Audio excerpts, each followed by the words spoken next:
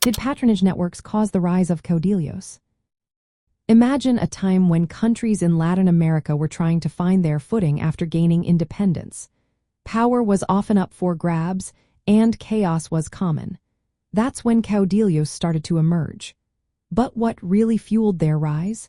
Many believe patronage networks played a big role. Let's unpack how these personal loyalty systems helped caudillos take control. After independence, weak governments and fragile institutions made it hard to keep order. Caudillos, who were often military or political leaders, used personal relationships to build their power base. They created networks where they exchanged favors, land, protection, and political support. These relationships weren't formal like modern governments. Instead, they were personal, based on mutual trust and obligations. These patronage systems linked powerful leaders to local elites, military followers, and rural communities. People depended on caudillos for access to land, jobs, or safety. In return, supporters pledged loyalty and helped maintain the caudillos' control over regions. This web of personal ties often bypassed weak or non-existent official state institutions, making the caudillos' power more stable. The social and economic structures inherited from colonial times also played a part.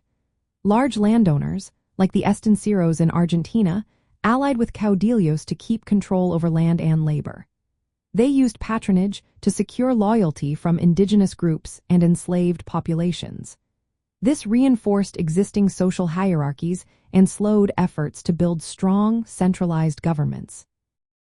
Caudillos used their charisma, military strength, and patronage to fill the power vacuum left by colonial authorities.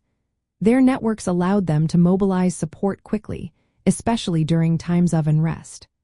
But these same networks also made it difficult to develop formal political systems or rule of law, because personal loyalty often replaced official authority. From a cultural point of view, caudillismo reflected the importance of personal relationships and regional identities in Latin America. These networks weren't just political tools, they were part of social customs and ideas about leadership. While modern critics see caudillos as authoritarian, their rise was a response to the chaos and social fragmentation after independence. In practical terms, patronage networks helped caudillos stay in power during unstable times. But they also slowed down the growth of democratic institutions and centralized government. The influence of these networks persisted into the 20th century, shaping leadership styles and regional politics that still exist today. So, yes, patronage networks were a key factor in how caudillos rose to power, shaping Latin American history in the process.